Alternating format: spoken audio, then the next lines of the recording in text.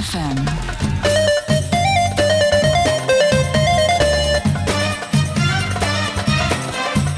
Hari ini kita berada di Surau Taman Selayang Batu Kit. Ini kita akan bersama-sama dengan jemaah-jemaah surau ini untuk bersama-sama berbuka puasa. Ini ada banyak ni, nak kena tolong.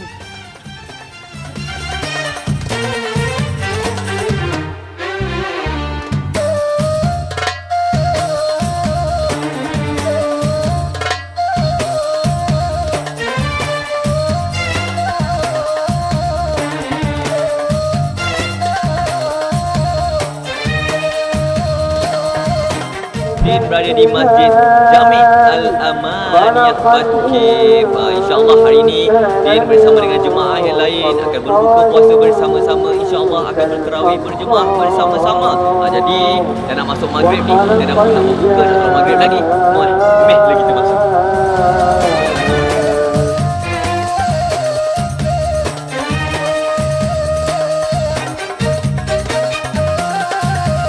Bubur Lombok ini nombor 2 terbaik di Malaysia. Saya berada di Masjid Kampung Tungku dan hari ini saya akan buka puasa di sini bersama-sama dengan karya Masjid Kampung Tungku. Dalam hashtag 30 hari 30 masjid.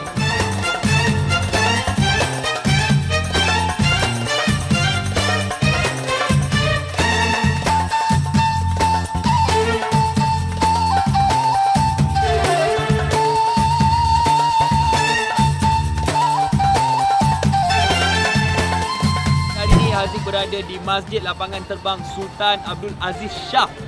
Kalau yang selalu pergi ke Subang Airport akan tahu masjid ni berada berdekatan dengan roundabout untuk ke Subang Airport tu.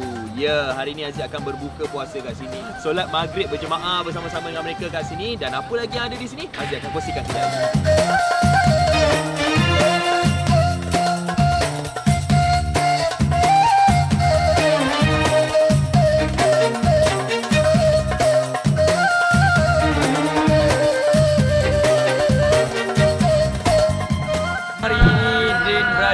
Masjid Tengku Puan Jemaah Bukit Jelutong Shah Alam Selangor untuk hashtag 30 hari 30 masjid.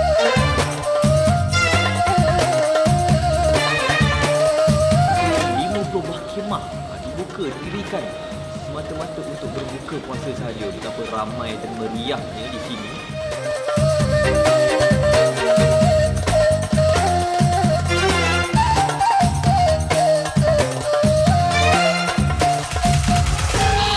FM.